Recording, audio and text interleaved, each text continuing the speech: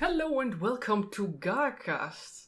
It's back to the roots for us because I'm here with, let's say, one of the founding members or the founding instigator, dear Asuka. Ooh. Hi Asuka.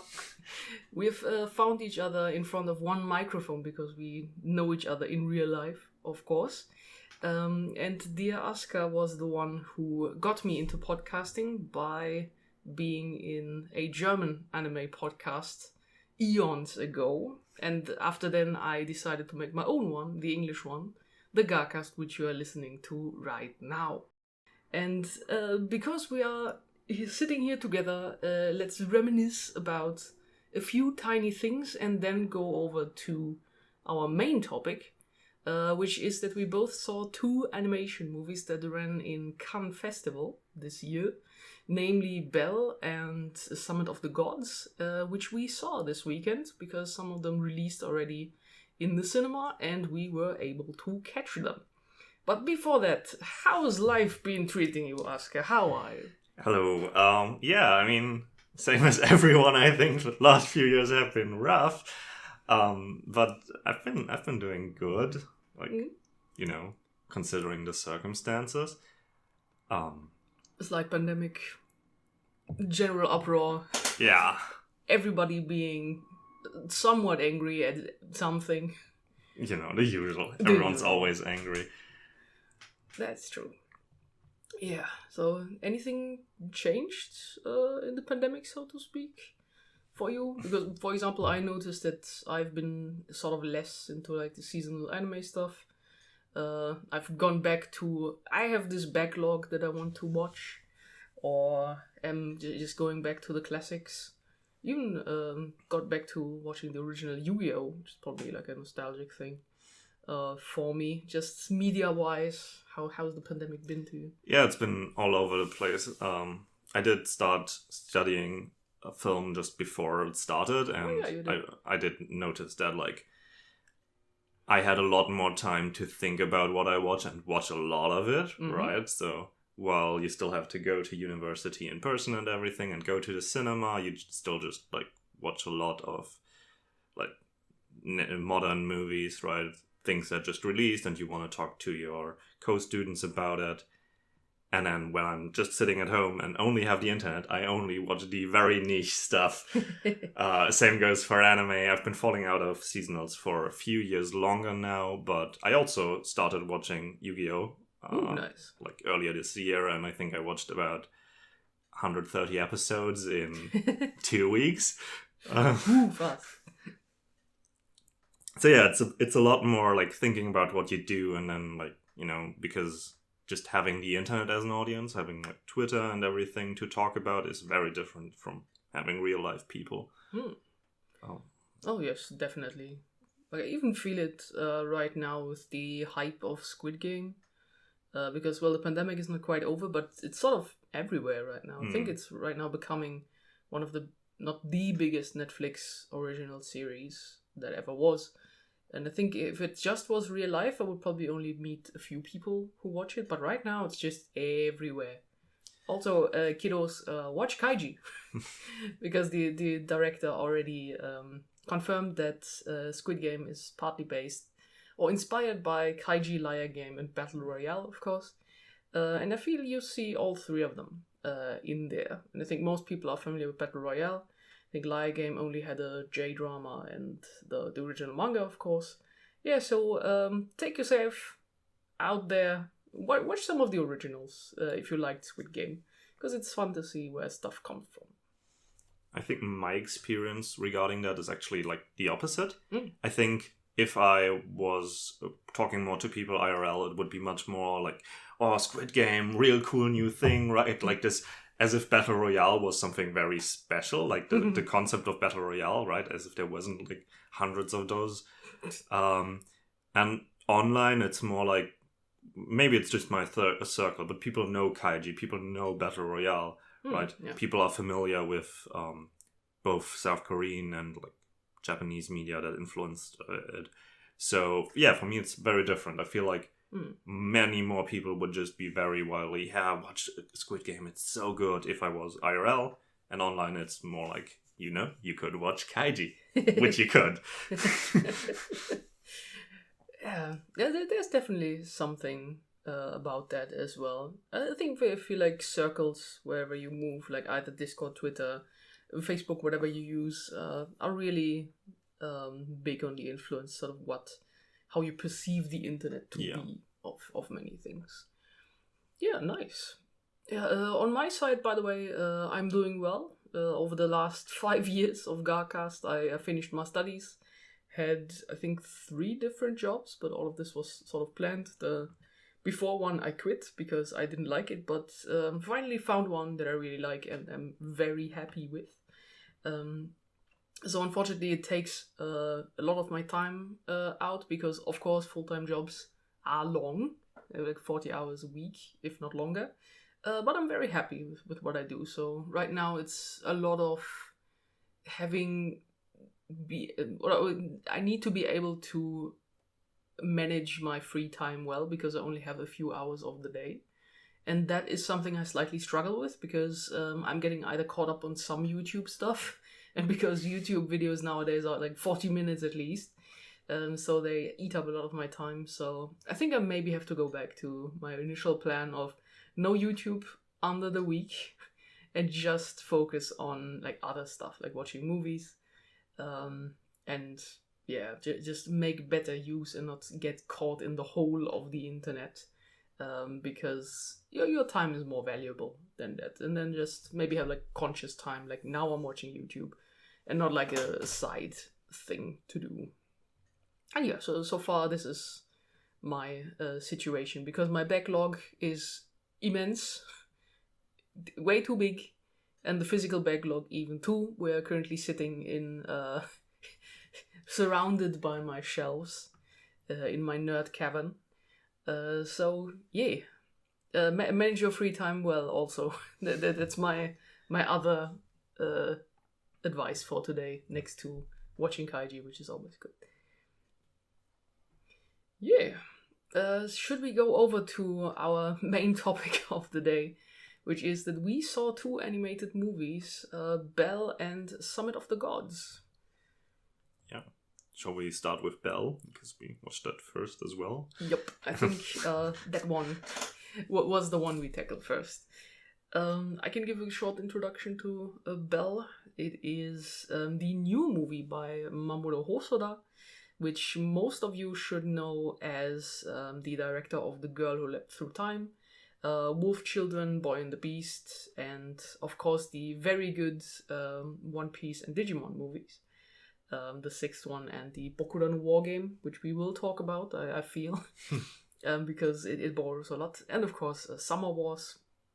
And this good man, Mamuro Hosoda, has done a new film with his own studio, and it's called BELLE internationally, and is a sort of online digital retelling of Beauty and the Beast, with more internet topics such as having a mask on the internet and the anonymity of things, as well as being creative in an online community. So far, so good. But yeah, we both saw it, and I think we both have opinions on the good thing. Do you want to start? I think, like, just taking it beforehand, the interesting thing is that when we first met each other, 6 years ago now, I think a bit so, more.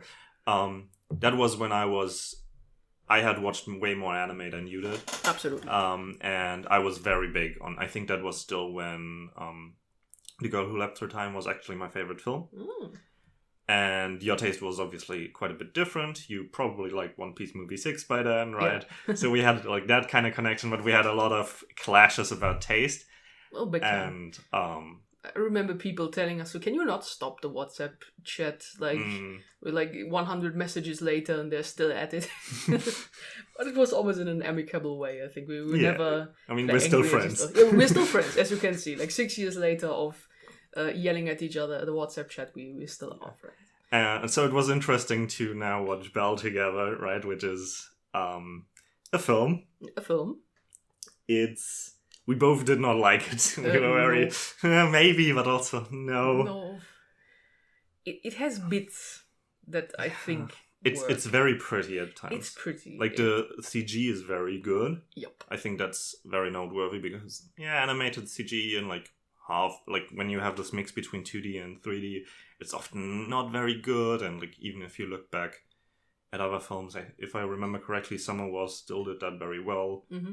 But even if you look at One Piece movie 6, the CG flower thing was kind of weird.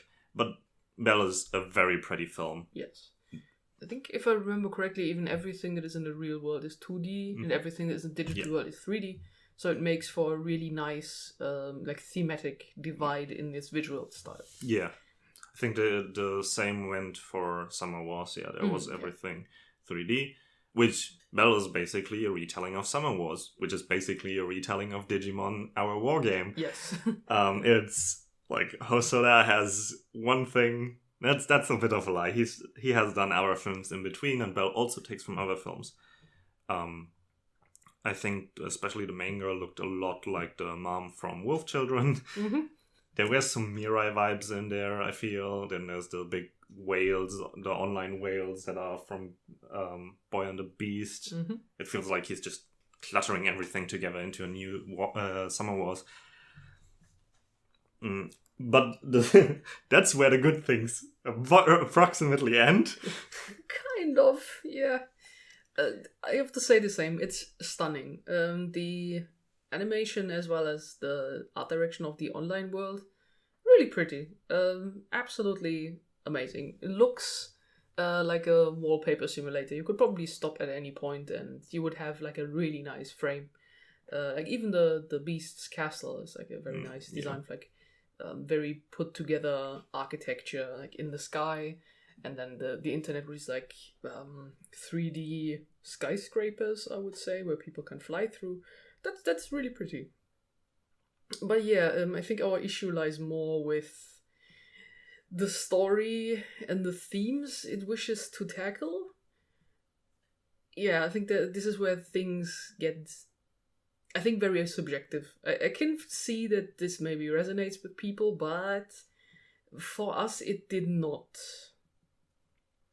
So, to go in a little bit of retelling, our protagonist has quite a rough life. She lost her mother, and also the ability to sing with it due to, I would say, psychosomatic reasons. And then she discovers an online app where you can make a new identity and then start your life over, like a second life sort of deal. And there she suddenly becomes famous for being a great singer, because online, like with her mind, she can still sing. In the physical world, she cannot.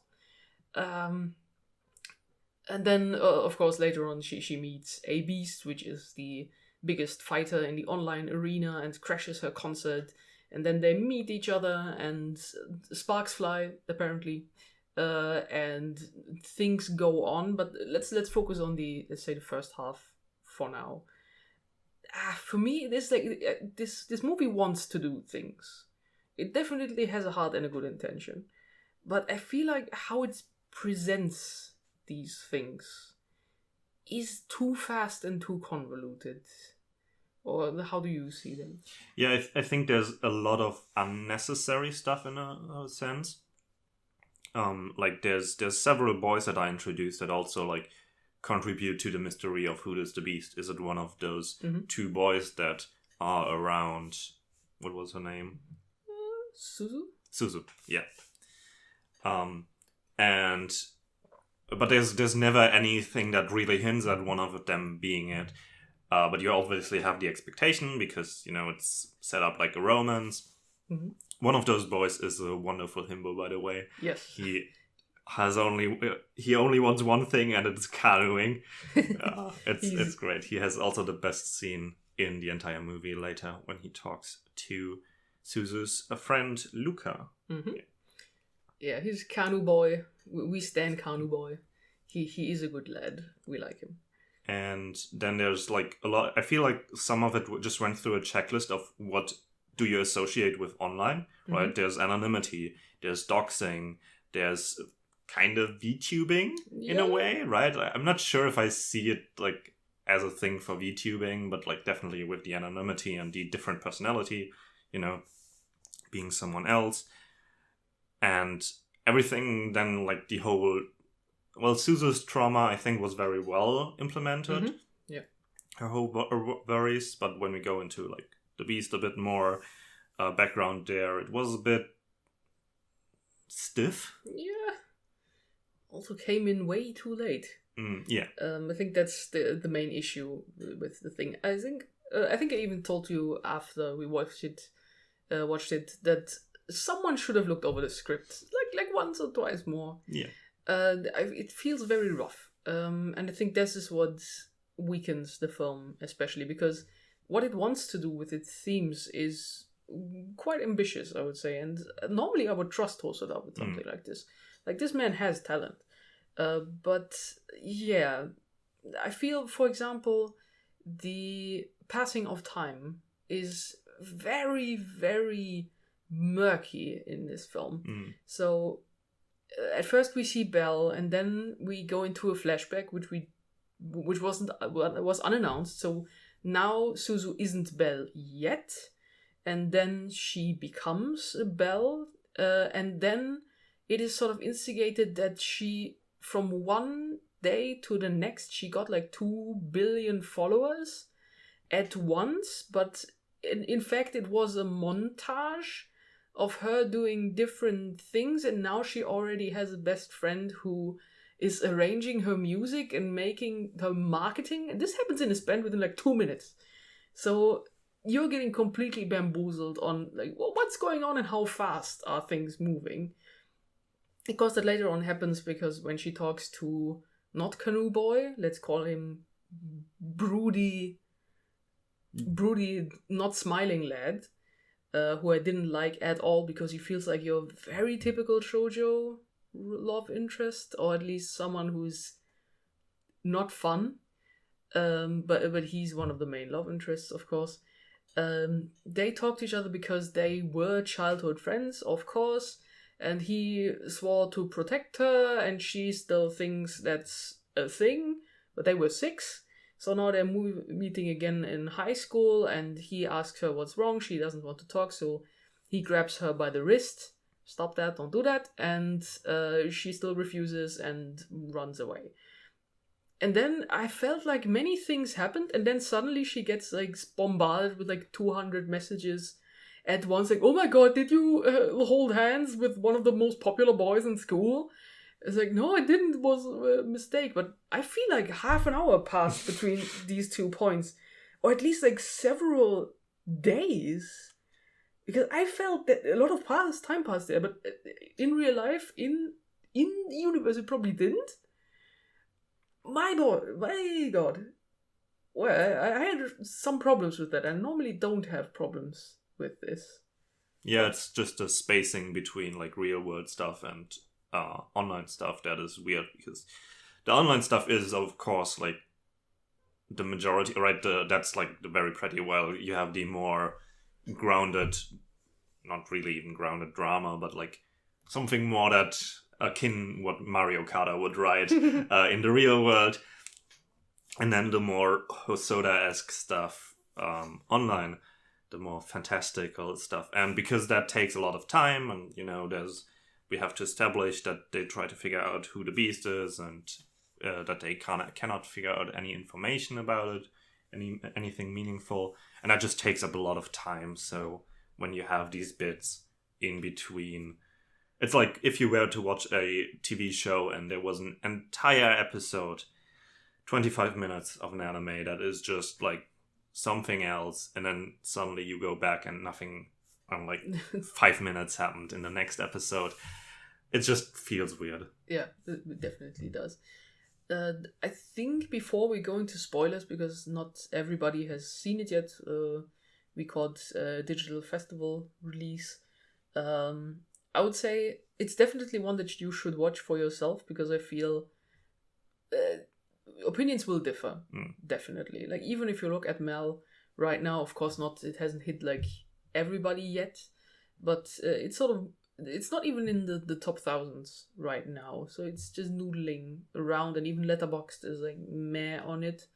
So I would say watch it, like even if it's just for the visual spectacle alone, because there are some really fantastic and well directed scenes in there. What are your pre-spoiler? Well, I think it could be interesting to watch because it's probably going to win an Oscar. Because Belle looks like a Disney princess, and that's probably enough. No, just a tiny bit of shade.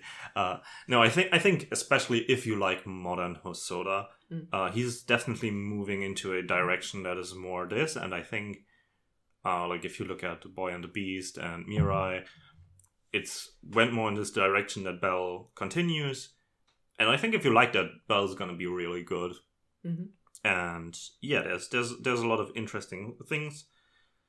Just, take it easy and don't like, I don't want to say expect too much, but don't think about it too much about like what's happening at all times, because there is a lot of unnecessary stuff. So if you take it easy, I think you're gonna have a good time. Yeah. Plus the not thinking too much. I think I struggled a few times with thematic or plot holes. Because some things get introduced and then they are still different. Like one of the things was how your avatar is created, like within the story. You are getting an avatar built on your biometric data, they say in the movie. So your avatar will sort of be an interpretation of you. But I think the problem is it's never said how much you can change the avatar, or if you're just stuck with one, because it's sort of a plot point that they say, well, this person has scars here and there, so their avatar must have scars here and there too. But then you see things like furry characters and baby characters and people who are just, I don't know, little fairies, or I don't know, a big dog creature with the canoe. So you think, okay, but you can still change things. So what's the plot point about we have to find a person who needs to have scars because their avatar has scars? Like, what is if it's just cosmetic? So yeah, some of these points will be, I have no clue how this works, and it's not explaining these things well. But yeah, I think from here on now we can go into spoilers. What the deal is with this whole movie. So we see our beast, which is seemingly very distant, doesn't want people around him, and he disrupts Belle's beautiful concert. And then he gets chased by the furry police, who are the not admins of the world, but they are sort of guardians, because apparently admins do not exist anymore. The world was just created and left alone to their own devices. Yeah, it's not even a police, it's a militia. Sorry, right? It's a militia. They are a doxing militia. They are a doxing militia with furry faces, of course. Because that's what happens later on, is that we find out how is this world governed, in the sense that nobody does any garbage. And we find out that the militia has a doxing laser, which is a big green fuck-off laser that they can point at a person, and then the avatar will turn into the real-life person. So you're basically getting doxed by showing your face immediately to everybody around. I think it's also supposed to like lock the people out, right? Like delete the avatar and they can't get in anymore. I think. But when they do it later, it doesn't happen. Yeah. Yeah. You're right. They say like, oh, why is this person still here? It's like, yeah. This movie is not quite strict about its own rules, but in a world where rules matter, because it's technology. It's like digital rules you normally cannot overcome. So yeah, we go to the plot point of what is this beast? What's it doing? And of course, we suspect it could be one of the two real life boys who are in love with Belle. But the beast is sort of very brooding, very don't look at me, and we also see that it has scars on its back. They're even pulsating. So Belle thinks this could be a clue of what this creature is. But in there we also have like a big romantic song. She said I've never written a love song before, and Then she writes one about you don't want me around, you push me away.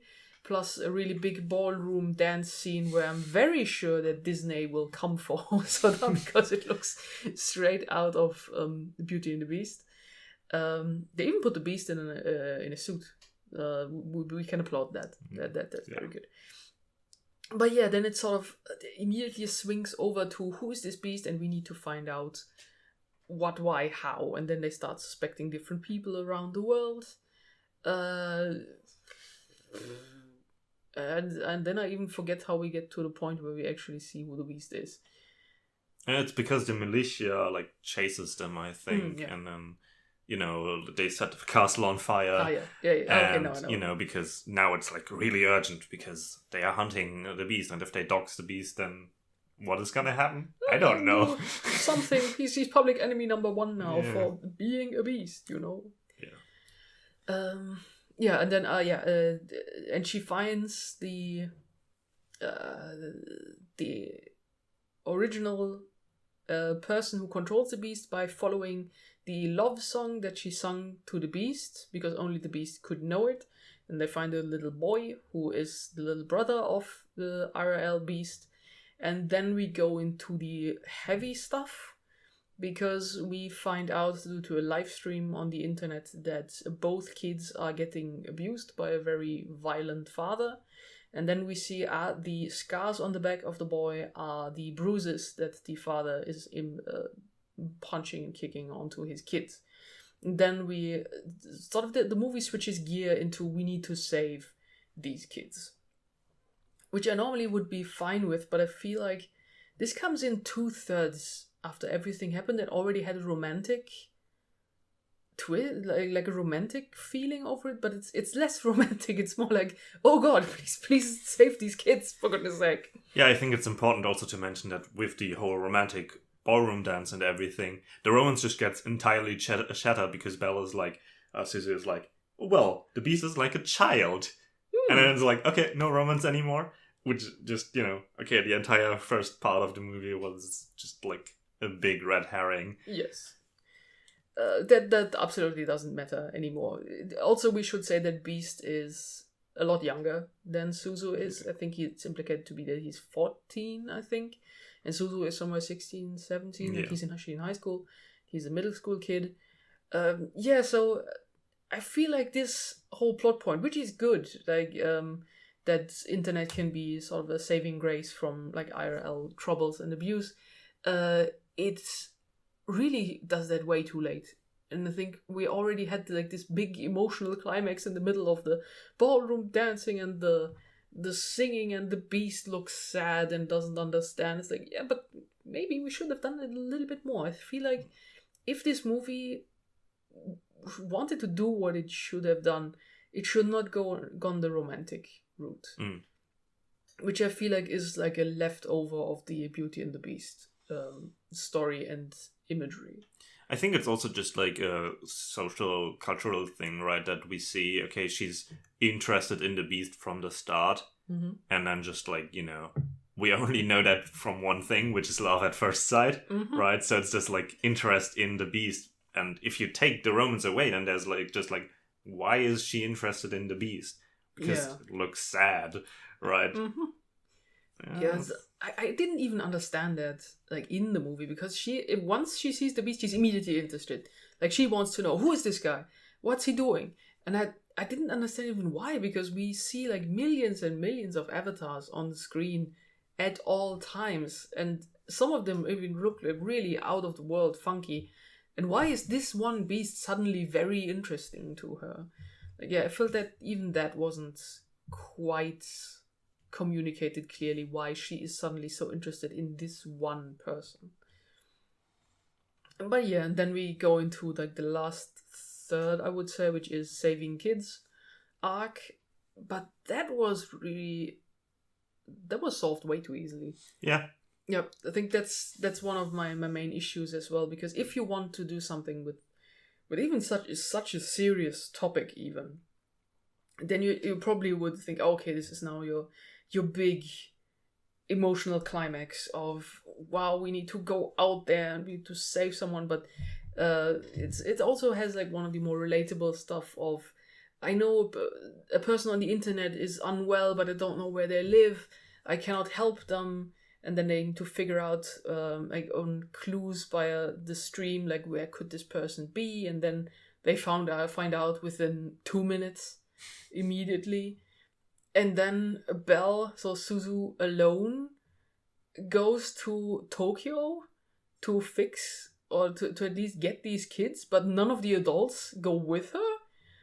And I think to myself, yeah, okay, it's supposed to be the suspension of disbelief and anything, but I would not let an underage girl alone into a big city to find an abusive father who is shown on camera to beat children.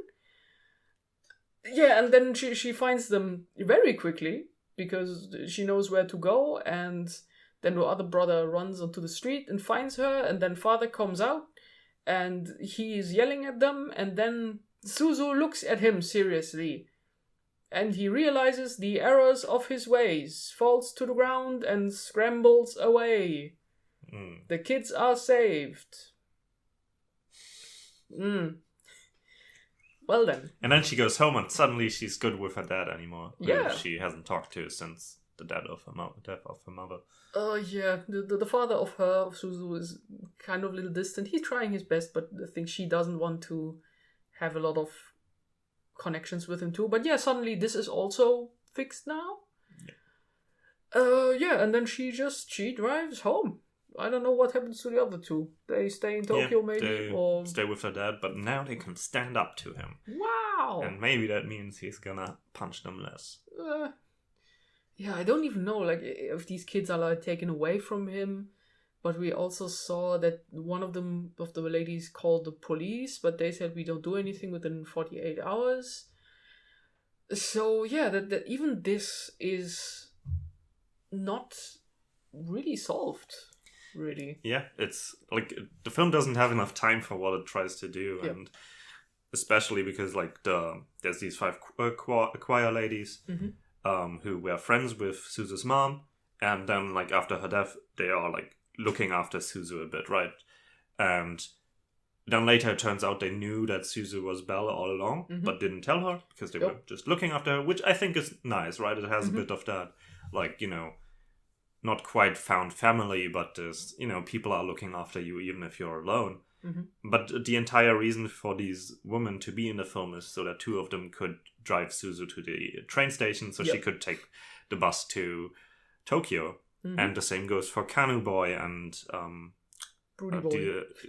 The Kanu Boy and Luca, the girl who is in the orchestra club, specifically because they're basically only in the film to help figure out where the boys live, because the girl was like, oh, I recognize these tunes. You know, those are like evening announcement tunes, so it must be between 2 cities. And Kanu Boy, oh, I recognize the buildings in the background because I was there and took a photo for a canoe competition. And it's just these people are all just there for that plot, and so the film is filled with characters that don't have anything to add.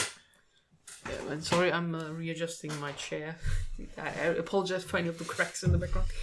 So, yeah, that's how I felt as well. There are a lot of characters in there, but none of them are utilized to their full potential. They're just there to help Suzu in some kind of plot ways. Yeah, now that you're saying it, definitely. It makes sense. Also, that I think only in the last arc we see the avatars of the 5 ladies. I feel like we didn't see them at all. They went there.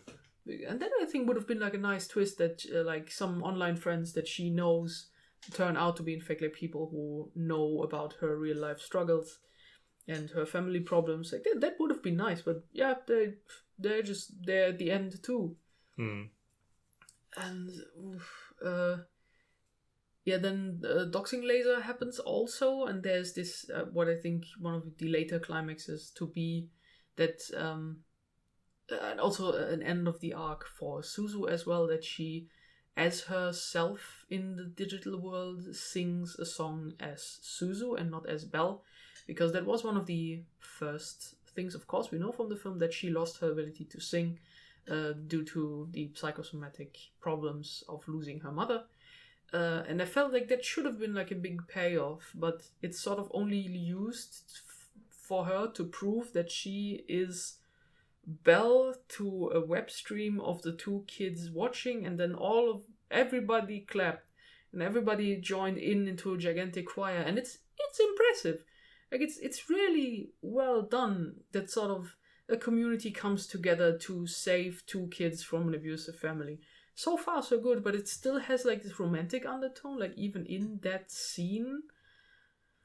And I feel like the themes of it are very convoluted. Like it maybe should have just stuck with like found family helping people, and then at the end that internet can help you with either trauma in real life, and can also a community come together and help people. I think that would have been nice, but sort of throwing in this love triangle square plus the romantic undertones of the Beast, it's a bit much, really.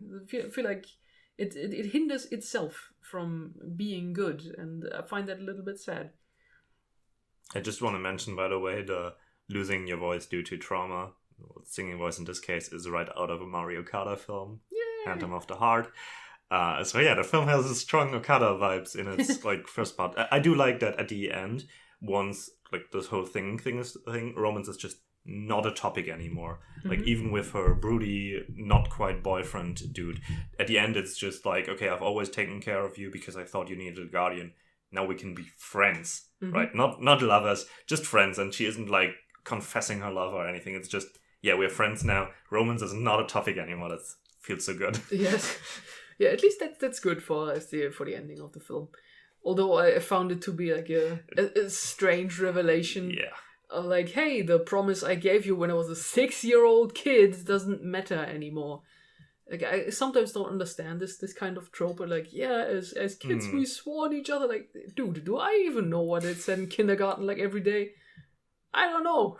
Like, why do people hold this so importantly dear? There's also this big reveal that when Suzu's mother died, saving like a stranger's child, and then she is like, oh, I'm also gonna die, and then we just see a hand holding her back, but not who the hand is, and then at the end it's revealed that it is the other boy, and it's like, yeah. What does that reveal add? Like, is there anything that has to tell us? We know they were friends back then. Yep.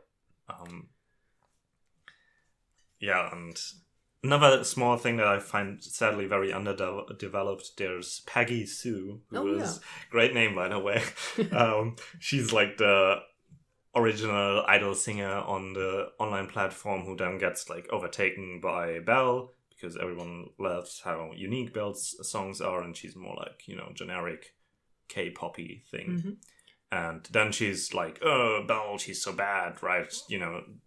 Celebrity stuff. And then she gets hated out. And nobody likes her anymore because BELLE is the best singer now. And then at the end, in the whole big climax where everyone joins in singing, she's like, when BELLE gets uncovered, when Suzu is shown, she's like, oh, she's a normal girl, just like me. And that's it. That's it. Like, I really expected her to be more of a rival to BELLE because she is shown to be like the big one before BELLE. And I had the mad lad theory that this is maybe the little girl who got saved from the river, because they both have this sort of ponytail with a puffy end. But I don't know. Maybe headcanon now. But yeah, I thought of like Peggy Sue would be more of a character, because she also appears at the end again to support her from the crowd. But yeah, nothing happened there. So yeah, I think we can end on that. That BELLE is not our new favorite Hosoda film. It's definitely ambitious, I would say. It's exceptionally pretty, well done. But for me, at least, what it wants to do or sets out to be is not achieved. Let's say it's not an effective film in itself because it's too convoluted and the pacing is all over the place. Yeah, consider watching One Piece Movie 6 Baron Omatsuri and The Secret Island. It's a good film. Yeah, it's a very good film. And of course, if you're interested in the whole online thing, Our War Game, the Digimon film, and Summer Wars. Those are the two that do the same thing as also. And it's like, especially Summer Wars, because it's like back in a time where online wasn't this big yet, where online wasn't something that was like this major in our lives. It has a more romanticized view of the things, right? They fight a virus and you can just challenge it to a card game and like, you know, bet on the avatars of people. And then the power of love, of course, wins. Something like that. While this one is bogged down a bit by having to like implement all these realistic things and being realistic. Yeah, and then stumbling over itself with, for example, the avatar creation, which is never really 100% explained, but somehow is important to the story. And then, how this whole community even works, because I feel like it's not quite understandable, or at least... For example, like Belle gets yeeted into this world for the first time, and then she starts singing, and everybody looks at her, and oh my god, look! But it's already established that there's like 1 billion people on this platform. I feel like somewhere out there should be one person who can sing well. And then suddenly she has 2 billion followers, and that happened because she did remixes of her own song, arranged by another high school girl.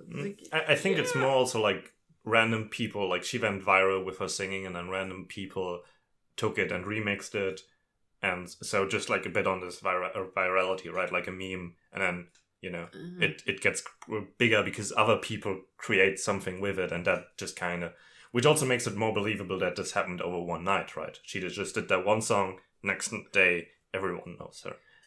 Because I thought it was herself, because we then see different video versions of her in like different dresses, and people even comment on like, what's this fashion? That's also like why I'm not so sure on my theory. Yeah. But also like, you know, it's online, like maybe they have a thing where other people can just put her in outfits.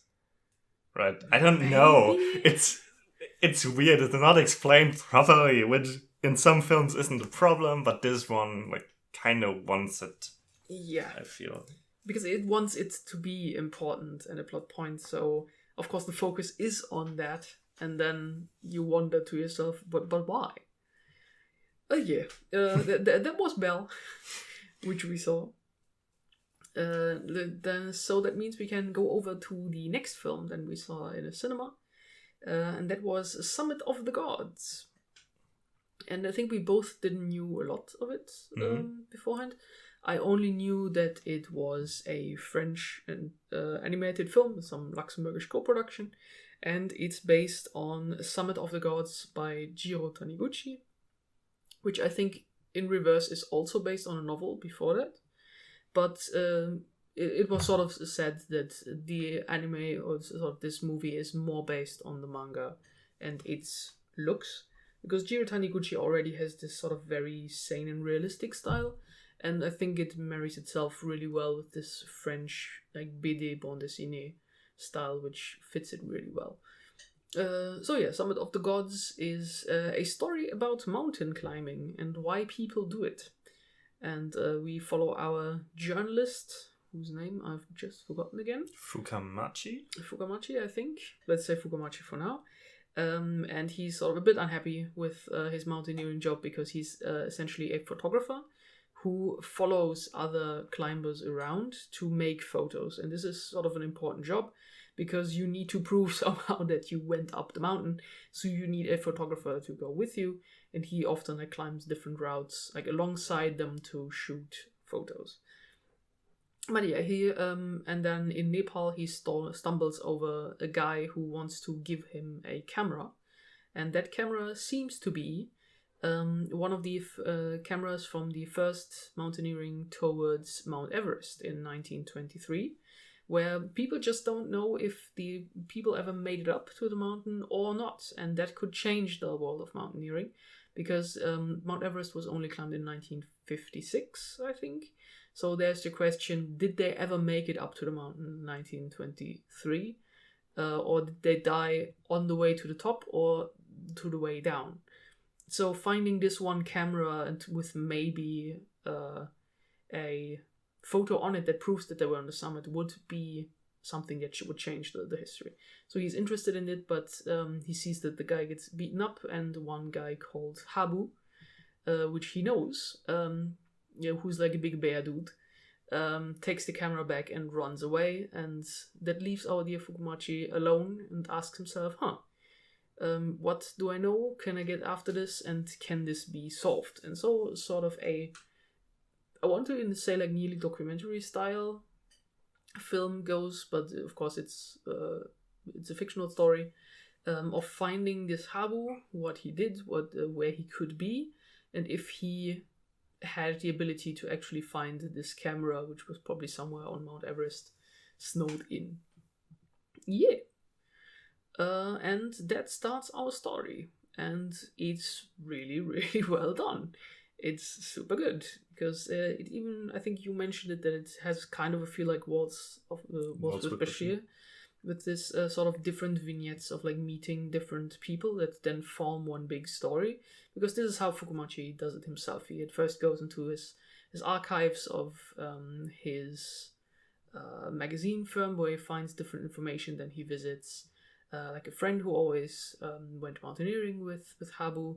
Then he finds the mother of a boy who went mountaineering with him, interviews them, and then finds out that Habu had been sending money to them, so there's an address he can follow. And yeah, so if we see this Habu through the eyes of different people. And all of these stories I found really interesting, because they always have different perspectives on mountain climbing. The first one being where he wants to go mountain climbing with his friends, and they notice that they cannot go on this trip because they're missing like funding and sponsors and such. So it's not even a case of like, can you go up this mountain? No, there's like a whole lot of networking you need to do. Then it goes into a discussion of like teamwork, because we later found out that Habu starts doing a lot of solo mountain climbing, which has its own rules. For example, that you cannot interact with any other team member from anywhere else, to sort of have it count as a solo climb. Then even the discussion of if you are doing climbing with like two people which are bound by a rope, would you cut the rope if one of the one would fall? And Habu of course says yes, I would, because not two people should die on a trip. And the other one goes like, yeah, but have you no empathy, or what, would you like it if someone would cut you off? And he says yes, of course. So yeah, we see that there's already a lot of conflict with his contemporaries. But yeah, super good, like really sort of small stories that make up a big one. And then at the end, of course, Fukumachi finds Habu. I think this would go into spoilers again. But yeah, Summit of the Gods, wow, that was good. And also, on a production standpoint, as I said, the BD style matches itself perfectly with Jiro Taniguchi's way of storytelling, because they put a lot of focus on like character acting, like little tiny like facial expressions, or like a lot of body acting, like people gesturing, or how they sit, how they speak, how they walk in itself. But I think one of the most impressive things was the production design animation itself, of how mountains are shown and nature. I mean, wow. I've seen rarely such beautiful backgrounds for mountains in itself. And that, of course, then gets paired with an exceptionally good sound design plus soundtrack. Because the sound design is great with all of this like snow, like cracking of ground, of stone, of mountains and thunder and snow and rain, and it makes you feel uncomfortable, of like, Jesus, this is some bad weather. And yeah, plus the soundtrack, which I can like hardly describe if this is like not electro with orchestral sort of the different mixes of many things, but definitely very, very impressive and effectively used. So I was very happy we could see this one in the cinema, because it really had the big sound to go with the imagery. So, and it's only 90 minutes, but it felt longer, but in a good way. Yeah. Because it crams so much content into its own film without feeling either that it drags or that it's too fast. So the pacing is perfect for this one, what it wants to do. So yeah, if you can watch it, Summer of the Gods, please do. You will not regret it. Very good stuff. Some scenes can also get very spooky because, nature is very ruthless towards people. Nature doesn't care about you if you die. But yeah, I was very impressed by that one. Really happy that I saw it. So yeah, I think we can go into spoilers afterwards. But what are your finishing words? Definitely a great movie. I genuinely loved, for one, the images of the mountains and everything, where the people are always very small. There's never the humans have conquered this mountain or something. They are always small. And much like Waltz with Bashir, this structure of someone reminiscing or finding out the past is really good, because in this case especially, we know the end result. We know Habu Joji. He has lost 2 fingers. He disappeared from mountaineering at some point. Nobody heard of him again, even though he was like a prodigy. And he has this camera that might be the Mallory camera, I think. I think that was the name. It's called. And then everything we tell about, we know where we will end up. So how does this vignette get us there? What is the development that we get? And then, after every small bit, we are left with, okay, we now know how Habu Joji was at this point, but what's the next step? And that fills the film with so much stuff, so much that you can think about while not feeling bloated, which, leads to it feeling longer than 90 minutes. And that's a problem that BELLE had, because, we didn't have that spacing, right? The pacing was really done, really well done in this movie, and that just makes it fun. And yeah, it's really interesting. Habu Joji was a very interesting character to follow, being like a very arrogant, talented person, and then slowly learning that he's kind of nass. Yeah. The man has to learn some really tough lessons about himself. And he becomes a different character through that. So even without having seen him in real life, but sort of seeing what his way went through other people, made him then a really understandable character. And as you can imagine, we meet him at the end. So the dear Fukumashi finds him, and then they go on a final quest themselves together, which was a really great end also to end this story on, to ask a few philosophical questions about mountaineering as well. Like, why do people climb up a mountain? Why do they go up just to go down again? And what this mindset is and how it makes people feel. Really good. Really good and interesting. Because I even don't know a lot of mountain climbing. They're interesting also as an insight into this world of why do people do that and why does it mean so much to a lot of people. Yeah, was absolutely good. I think in spoiler-wise, I'll probably say that I was very impressed with how pain is shown in the film. Either way, you feel like somebody tumbles down a mountain and it gets held back by a rope, and you just hear crack sounds, ouch. I don't know what broke there, but probably something really bad. And people will also stay just in this position. You can say, yeah, this person is not moving anymore. That person is probably in a lot of pain.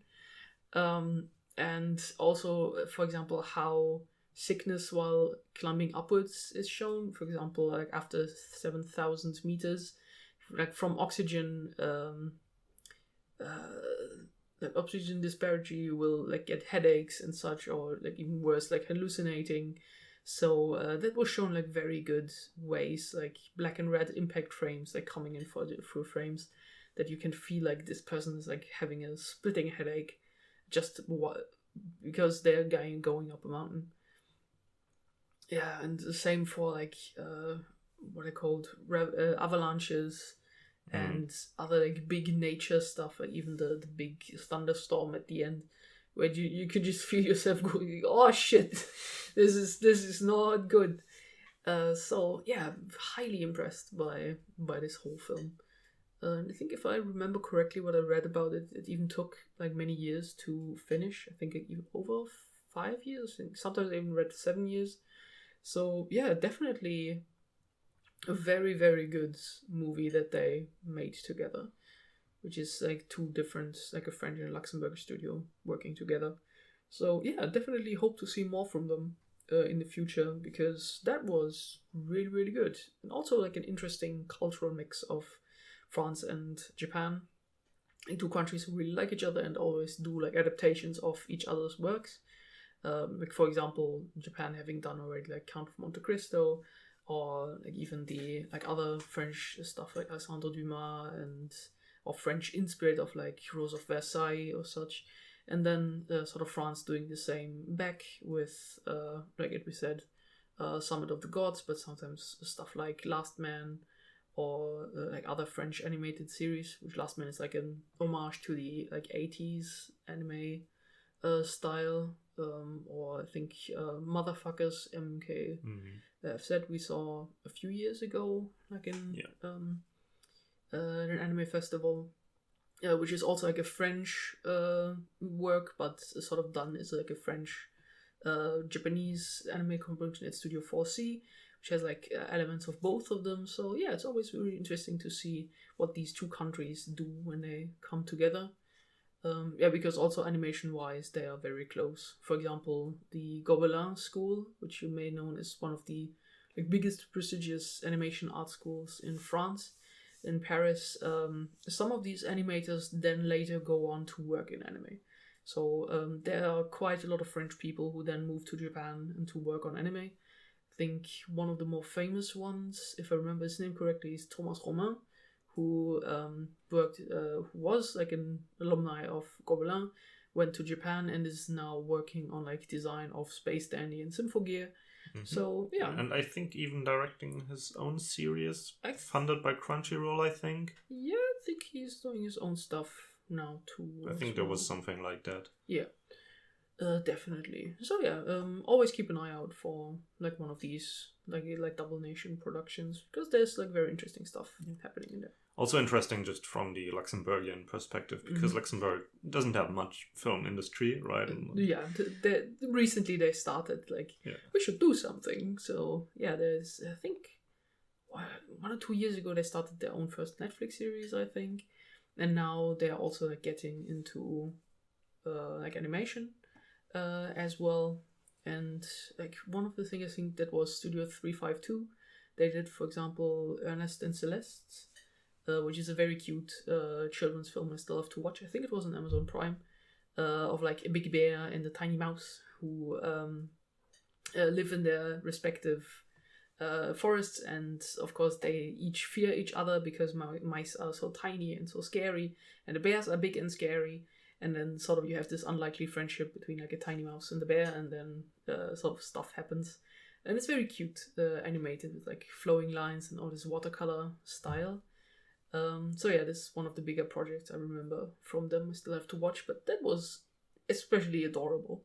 So Ernest and Celestine, there we go, that's the name. Yeah, so also hoping to see more from them as well. Really interesting stuff. Yeah, so if we go back to Cannes, and I think at Cannes there were only 3 animated movies this year. Of course, then BELLE, Summon of the Gods, and I think the last one was Where's Anne Frank? Something like that. Which we didn't see. And then the 4th one was just a documentary on Satoshi Kon, which apparently is also very good, but that one's not out yet. So yeah, what do we say about BELLE versus Summon of the Gods, if they were the both like big prestige films at Cannes Film Festival? I mean, it's obvious that BELLE is the better known one, because it falls right into that anime spot, right? Like I really wouldn't be surprised if it won an Oscar for like depending on what other films come out, animated films come out this year, right? But this is definitely something that you wouldn't be surprised more than like that Your Name got so big, something like that. And then but Summit of the Gods is a much cooler film. Yeah, it is genuinely fascinating, and I think for me it didn't want to make me go mountaineering, obviously not because I'm not insane. The things they show are very scary, but it did spark that interest in film more. I mean, that spark is constantly lit for me, right? But it is just I would love to make films like that. Right? Because it's very just the structure and everything, it's very impressive and so well made. Yes, definitely. And I feel like also you get to understand mountain climbing a little bit more. Yeah. Which I feel is always good to like at least let people, even if they don't want to do it themselves, at least understand what the appeal of something is, and that is very commendable. We're very happy about that. So yeah, because now that you mentioned it for the Oscars, what are the big animation movies of this year? Because also what you mentioned, it is uncanny how Disney princess Belle looks. It looks like she was rotoscoped from like Elsa in Frozen or something. It's scary. It's uncanny to a certain level, because for me it's the eyes. You said for you it's the lips, because she has like very pronounced lipstick, so you can see like the mouth movement when she sings, and that feels very Disney. So yeah, and then of course what I didn't mention, the Furry Police big guy looks like somebody straight out of a Trigger Studio anime. So I found that some of the styles clash a little bit. But yeah, definitely. But yeah, Oscar movies. What are even the big animation movies this year? Because I don't know. Like, I mean, it obviously it's about like US release as well, right? Yeah. So they could be like, Boss Baby 3. I don't know if Demon Slayer film has like if that got a release last year, or if that would be legible for this year, and at which point I don't think it would win, right? Because like the Academy is too snobby for that. It's a franchise movie. Yeah. But there was. Although Kimetsu no Yaiba, the movie, broke the record of Spirited Away. In Japan, right? And even even while in the pandemic, so while not all the cinemas were open and I think were more limited, even Kimetsu no Yaiba just went through the roof. Yeah, exactly. I mean, hui. So that's something that people might think about for it. I don't know if there's been any like Pixar or DreamWorks or even Disney films. I know the Soul thing, but which I haven't seen. Yeah, yet. I think that was also early this year, not last year. So yeah, I don't. Yeah, what was it? Yeah, it was this year. Yeah, so that probably wins. Maybe, yeah, that's a because animated Oscar is always the Disney suggested film. If not, what else is there? Ghibli sometimes, if we are lucky. Yeah. Yeah, but I think is it with animated Oscar the same that they can only hand in one per nation? No, I think that's just for foreign film, right? Yeah. So it's just they just take what has American releases, and I'm not entirely sure how the judging works, but I think it's similar to like Best Picture and stuff, where there's just a curated list that they get to nominate from and vote for. Yeah. Okay. So, but maybe if we're lucky, maybe both make it on the Oscar list. But some of the gods are cool. too small. Yeah, I think it's still big. Like, I mean, Cannes it ran, and I can imagine because sometimes they will like release films in festivals, so it at least was at American shores once, and that means that it is eligible for an Oscar release. I think still would mean it wouldn't win because all the people, like the judges, haven't seen it. Yeah. I mean, it would be really cool, like, if it got, like, a cinema release and really, made some waves, because it's a very good movie, right? I'm doubtful, just because that's not how the mainstream works often ways, but, one can hope. Yeah, one can be very surprised, right? Nobody thought that Parasite was going to be that big. That's and true. It was even bigger than anything. So yeah, I mean, maybe I would love for it to get some recognition. Yeah, definitely same. Okay, yeah. So I think that concludes our small little podcast about 2 animated movies and a little bit of catching up. So yeah, really happy that you were here. Yeah, thank you for having me. Nice to see you again. Absolutely, and see you all around soon. And have a good one. Bye bye. Bye bye.